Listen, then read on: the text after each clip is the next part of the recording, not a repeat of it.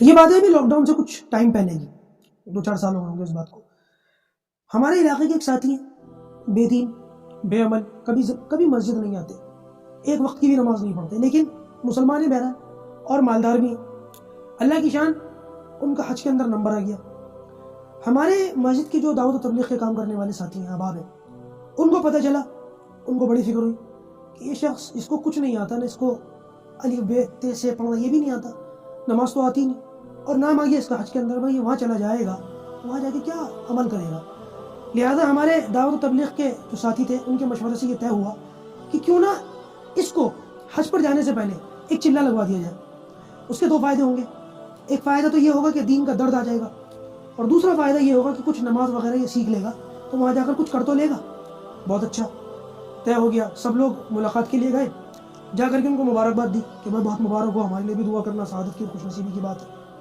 اور پھر ان سے یہ کہا کہ آپ حج پر جا رہے ہیں، آپ سے بڑی مؤدبانہ درخواست ہے کہ آپ جو ہے وہ حج پر جانے سے پہلے ایک مرتبہ چلے کے لیے اپنی تشکیل کروا لیں. انہوں نے کہا بالکل میں چلا جاؤں گا، چلے کے لیے چلا جاؤں گا، لیکن میری ایک شرط ہے. اب ساتھیوں نے کہا بھائی بتائیں کیا شرط ہے؟ انہوں نے میرا نام لے کر کے کہا کہ میری شرط یہ ہے کہ مفتی صاحب میرے ساتھ چلے پہ جائیں گے، میرے ساتھ وہ چلے پر جائیں گے تو میں ضرور چلہ لگا لوں گا، ورنہ میں نہیں جاتا. اب ساتھیوں نے ایک ذرا سی کیا کہیں، خطا کہہ لیں، کچھ کہہ لیں، غلطی کہہ لیں، ان سے خطا یہ ہوئی کہ مجھ سے پوچھے بغیر اس کو ہاں کر دی. ہاں مفتی صاحب کی بات ہے، انشاءاللہ وہ چلے جائیں گے، بے فکر رہو، ہم بھیج دیں گے انہیں. اب ہمارے جو اس وقت کے ذمہ دار تھے، ان لوگوں سے کہا، مسجد کے ذمہ داروں سے، کمیٹی سے، کہ بھئی یہ ایسا شخص ہے اور یہ اس طریقے سے جانا چاہ رہے ہیں اور مفتی صاحب کو ساتھ لے کر جانا چاہتے ہیں. تو ایک جو سچویشن ایسی کریٹ ہو گئی.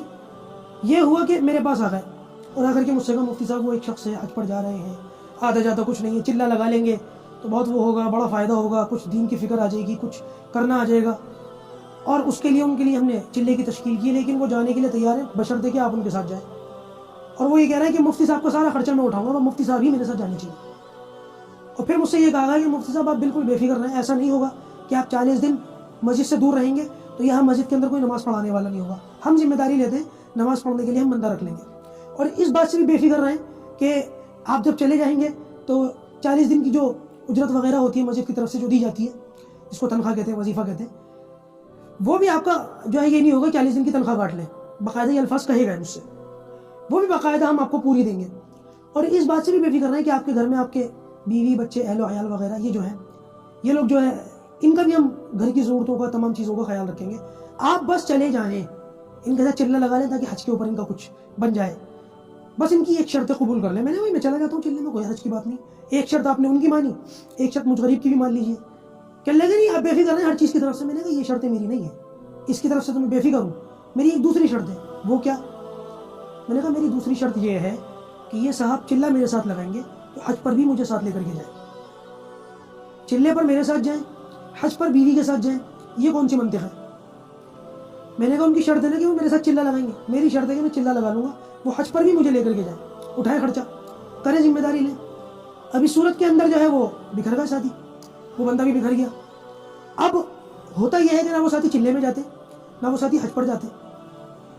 اور بعض ساتھی یہاں پر بلیم گیم کھیلتے ہیں کہ مفتی صاحب تمہاری وجہ سے نہ وہ حج پر جا سکا، نہ وہ بندہ چلے پہ جا سکا. میں نے کہا لا تزر وازرۃ وزر اخری، قرآن مجید کہتا ہے کوئی کسی کا بوجھ نہیں اٹھائے گا. میرے بھروسے دنیا میں آئے تھے. اس وقت میں نے یہ بات کھل کر کہی. میں نے کہا آپ جو بات کر رہے ہیں بدتمیزی، 100% بدتمیزی. اول تو دعوت و تبلیغ کے کام کے اصولوں کے یہ خلاف ہے کہ آپ کسی عالم کی تشکیل کریں. مجھ سے پوچھا تھا آپ نے، مجھ سے اجازت لی تھی آپ نے.